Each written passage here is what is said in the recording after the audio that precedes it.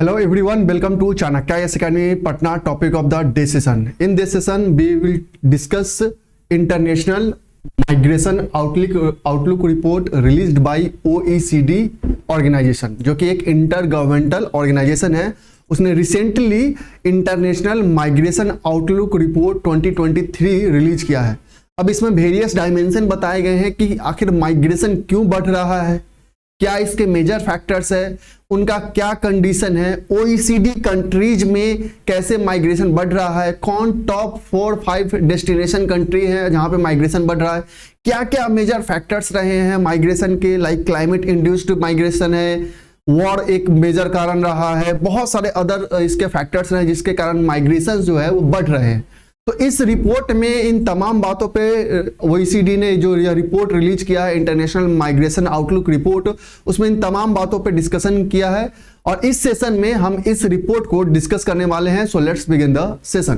तो यह recently report निकला है, international migration outlook report by OECD, जो कि एक इंटरगवर्नमेंटल ऑर्गेनाइजेशन है. OECD has recently released international migration outlook 2023.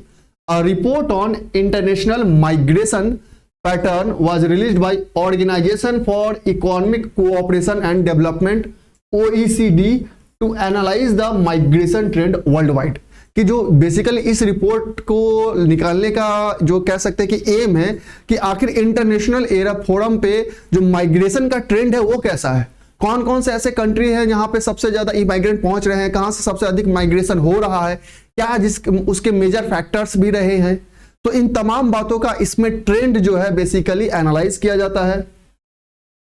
अब हम बात करें इस रिपोर्ट के कुछ हाइलाइट्स की, तो सबसे पहले हम इंडिया के रिस्पेक्ट में ही बात करते हैं. India leads in migration to OECD countries, कि अगर हम माइग्रेशन की बात करते हैं तो इंडिया जो है वो सबसे टॉप पे है इन ओईसीडी कंट्रीज में, कि माइग्रेंट जो है इंडिया से सबसे अधिक माइग्रेंट ओईसीडी कंट्रीज में जा रहे हैं. Even more than China.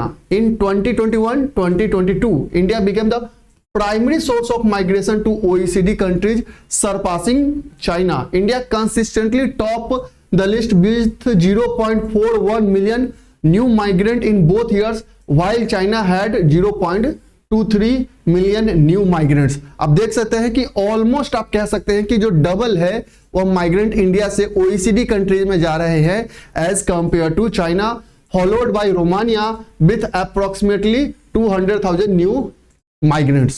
तो माइग्रेशन का जो ट्रेंड है वो हर साल चेंज होते रहा है, लेकिन कुछ अगर हम इंडिया की स्थिति की बात करें तो यह टॉप मोस्ट कंट्री बना हुआ है in OECD countries in terms of migrants. अब जो सबसे पहले ऊपर में चाइना था, इंडिया ऑलमोस्ट उसका डबल जो इंडियन माइग्रेंट्स है वो ओईसीडी कंट्रीज में जा रहे हैं. बहुत सारे कारण है, क्लाइमेट इंड्यूस्ड का है, लेबर शॉर्टेज के कारण जा रहे हैं, परमानेंट सेटल्ड होने भी जा रहे हैं. तो ये सब इसके मेजर फैक्टर्स है जिसके कारण इंडिया से अधिक माइग्रेंट्स जो है वो ओईसीडी कंट्रीज में जा रहे हैं. अब इसी के हाईलाइट की बात करें तो जैसे आप देख सकते हैं, climate induced displacement and policy response, कि क्लाइमेट चेंज एक मेजर फैक्टर है इस माइग्रेशन का, कि हर जगह आइस मेल्ट हो रहा है, बहुत सारे आइलैंड कंट्रीज पे खतरा है कि वो अब मर्ज हो जाएंगे, कह सकते हैं ग्लोबल वार्मिंग बढ़ रहा है. तो क्लाइमेट इंड्यूस्ड जो माइग्रेशन है वो साल दर साल बढ़ रहा है due to sudden change in climates. अब उसके रिस्पॉन्स में जो यह ओईसीडी कंट्रीज है, बहुत सारे ऐसे कंट्रीज है जो प्लानिंग कर रहे हैं, इस पर रिस्पॉन्स भी कर रहे हैं. For example, the report shades light on the increasing focus policy response to climate induced displacement in recent years. Few OECD countries have explicit policy to address this issue. कि अब इस इशू को address करने के लिए बहुत सारे OECD जो कंट्रीज है इस पे काम कर रही है कि क्लाइमेट इंड्यूस्ड जो डिस्प्लेसमेंट हो रहा है उसके कारण जो माइग्रेशन हो रहा है आखिर उसे कैसे हैंडल किया जाए. फॉर एग्जाम्पल, आप देख सकते हैं, Colombia began to discussing a pioneering bill in April 2023 aiming to recognise and support climate displaced individuals with a broad definition and provision for housing, healthcare, education and national register. कि Colombia ने इस पे काम करना भी शुरू किया था. अप्रैल में उसने एक बिल लाया था कोलंबिया ने, और उस पे यह लाया गया था कि जो क्लाइमेट चेंज के कारण जो इंडिविजुअल माइग्रेट कर रहे हैं आखिर उनके लिए क्या किया जाए. उनके लिए कैसी व्यवस्था होनी चाहिए।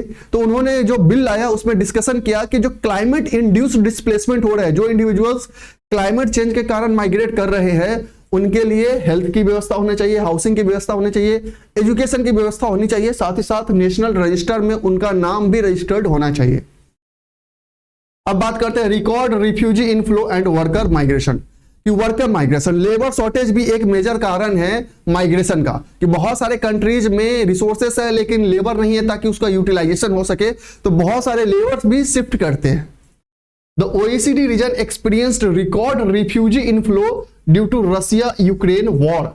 अब रिफ्यूजी का भी है, चूंकि जस्ट हमने डिस्कस भी किया कि जो वॉर हो रहा है इंटरनेशनल फोरम पे, ग्लोबल लेवल पे, उसके कारण भी बहुत सारे जो कंट्रीज है वहां से जो कह सकते हैं रिफ्यूजी जो है वो माइग्रेट कर रहे हैं। जैसे एग्जांपल में है Russia Ukraine war, with over 10 million people becoming internally displaced और refugee, worker migration saw significant increase from India, Uzbekistan and Turkey, making them prominent source countries following Ukraine. तो देख सकते हैं कि ऑलमोस्ट 10 मिलियन जो कह सकते हैं पीपल जो है वो डिस्प्लेस हुए है, बेसिकली कि माइग्रेंट है due to this Russia Ukraine war. और सबसे अधिक जिसका जो माइग्रेशन देखा गया है वो यूरोपियन कंट्रीज में ही देखा गया है, स्पेशली इन जर्मनी। अब बात करते हैं recent trend in international migration का। तो जो टॉप 4 डेस्टिनेशन कंट्रीज है, USA, Germany, United Kingdom and Spain, registered large year on year increase between 21% to and 35%. The increase was smaller in Canada 8% in the 5th destination country. जो top 4 destination अगर कहें कि सबसे top जहां पर migration हो रहा है, जहां पे लोग जा रहे हैं, उसमें सबसे पहले आता है United states, Germany, United kingdom, Spain, और जो 5th डेस्टिनेशन कंट्री है that is Canada. The United States alone accounted for 1.05 million new permanent type migration. अब परमानेंट टाइप माइग्रेशन से क्या मतलब है कि वैसे माइग्रेशन की पूरा फैमिली के साथ जाके वहां परमानेंटली सेटल्ड हो गए। ऐसा नहीं है कि एक टाइम पीरियड के लिए जॉब करे और फिर से दोबारा अपने जो उनका देश है, कह सकते हैं नेटिव प्लेस है, वहां पे वापस आ गए। परमानेंट माइग्रेशन का मतलब ही है सिंपल सा कि फैमिली सहित वहां पे परमानेंटली वो सेटल्ड हो चुके हैं। तो आप देख सकते हैं कि परमानेंट सेटलमेंट की हम बात करें तो यूएसए में approx 1.05 million new permanent type migrates हैं, एंड अदर 4 कंट्रीज का जो है, बाकी जो 4 कंट्रीज है उसमें लगभग 4,40,000 से लेकर 6,50,000 के बीच में। Permanent type migration by main categories. अब मेन कैटेगरी की हम बात करते हैं तो जिसमें फैमिली है सबसे पहला। इन 2022 family migration remained the primary category for the entry of new permanent type migrants, representing 40% of all permanent type migration are relatively stable share over time। कि जो permanent type migration है उसमें सब 40%, कि अगर 100% permanent migration हो रहा है उसमें 40% फैमिली टाइप है। मतलब बहुत सारे ऐसे इंडिविजुअल भी होते हैं कि परमानेंटली जाके सेटल हो जाते हैं विदाउट दियर फैमिली। अब यहां क्या है कि टोटल जो परमानेंट सेटलमेंट हो रहा है उसमें 40% जो कंट्रीब्यूशन है या जो शेयर है वो फैमिली का है, कि फैमिली ही पूरा का पूरा डिस्प्लेस होकर किसी दूसरे प्लेस पे जाके वो सेटल्ड हो रही है। The share of labour migration has increased over the time, while in 2022 labor migration represent 21% of permanent type migration. It accounted for only 16% in 2019। कि 2019 में अगर परमानेंट सेटलमेंट की हम बात करते हैं तो जो बहुत सारे लेबर भी है जो कि परमानेंटली जाके अगर सेटल्ड हो जाते हैं उसमें भी इंक्रीमेंट देखने को मिला है जो कि 21% है। Conversely the share of free movement migration within UEFTA and between Australia and New Zealand has decreased since 2020. It accounted for 21% permanent type migration in 2021 compare with 28% in 2019। कि जो फ्री मूवमेंट है कि लोग वैसे माइग्रेंट्स जो आते जाते रहते हैं जो परमानेंट टाइप के कैटेगरी में आ रहे हैं, फ्री मूवमेंट की बात करते हैं स्पेशली इन यूरोपियन कंट्रीज, उसमें अभी डिक्लाइन देखने को मिला है। जो अर्लियर 28% था 2019 में, अब आता है वह 2022 की हम बात करें तो वह 21% है परमानेंट कैटेगरी में। तो परमानेंट टाइप जो माइग्रेशन है बेसिकली अब क्या हुआ, यह 3 टाइप है। पहला है फैमिली जो 40% है, उसके बाद हम बात करते हैं जो आपके लेबर माइग्रेशन है, लेबर माइग्रेशन जो अभी फिलहाल जो इसका स्थिति है वह अप्रॉक्स आपका लेबर माइग्रेशन में 21% के अराउंड है। और जो हम कहते हैं फ्री मूवमेंट जो है, फ्री मूवमेंट वह अराउंड आपका अभी अप्रोक्स 21% है। तो ये स्थिति है परमानेंट माइग्रेशन का आपको। अब हम बात करते हैं, आप इस पिक्चर को देखिए। अब इसमें एक बेसिकली क्या है, ब्रीफ एनालिसिस आपको बताया गया है। Migration to OECD countries is at record high. Just हमने डिस्कशन किया, आप देख सकते हैं 2018 में ये जो टेबल है और यहां पे आप देख सकते हैं 2022 में यह टेबल है। तो इसका इंक्रीमेंट जो आप देख सकते हैं काफी हाई है। अब with more than 6 million permanent migrants, not including Ukrainian refugee. जो यूक्रेनियन रिफ्यूजी है उसको छोड़ के अगर हम बात करें तो almost 6 million new permanent migrants जो है इस ओईसीडी कंट्रीज में जाके सेटल्ड हुए हैं। यह 2022 का रिपोर्ट है। फिर आप बात करें इधर, the Ukrainian refugee crisis is the largest displacement in Europe since World War two. कि वर्ल्ड वॉर 2 के बाद अगर सबसे अधिक डिस्प्लेसमेंट हुआ है यूरोपियन कंट्रीज में तो वह रसिया यूक्रेन वॉर के कारण यह सबसे अधिक डिस्प्लेसमेंट हुआ है। और सबसे अधिक जो रिफ्यूजी सेटल्ड हुए हैं आप देख सकते हैं, सबसे अधिक कनाडा में है, sorry Germany, after that Poland, US, चेक Republic, UK, Spain, Italy and then Canada. After that देख सकते हैं migrant employment rate are at highest level in over 2 decades. कि बीते 2 डिकेड्स की हम बात करें तो जो माइग्रेंट्स जा रहे हैं अदर कंट्रीज में सेटल हो रहे हैं ओईसीडी कंट्रीज में, उनका जो एम्प्लॉयमेंट रेट है वो भी काफी अधिक है। आप देख सकते हैं जो फॉरेन बॉर्न है उनका एम्प्लॉयमेंट रेट, जो नेटिव बॉर्न है उनका एम्प्लॉयमेंट रेट, ये वेरियस कंट्रीज में दिया गया है। अब हम बात करते हैं immigrant mothers face greater challenges compare to native born mothers. कि जो वैसे महिलाएं जो एक प्लेस से दूसरे प्लेस पे जाकर माइग्रेंट के रूप में बस गई है, तो जो उनका बॉर्न है, जो माइग्रेंट जो मदर है, अब माइग्रेंट मदर इमाइग्रेंट मदर के साथ ज्यादा प्रॉब्लम हो रहा है as compare to native born mothers. अब जो इमाइग्रेंट मदर है उनका एम्प्लॉयमेंट रेट जो है वह 52% का राउंड है, जबकि जो नेटिव बॉर्न मदर है उनका एम्प्लॉयमेंट रेट जो हम बात करते हैं वो 72% है। तो यह एक अप्रॉक्स 20% का डिफरेंस है between immigrant mother and native mother's.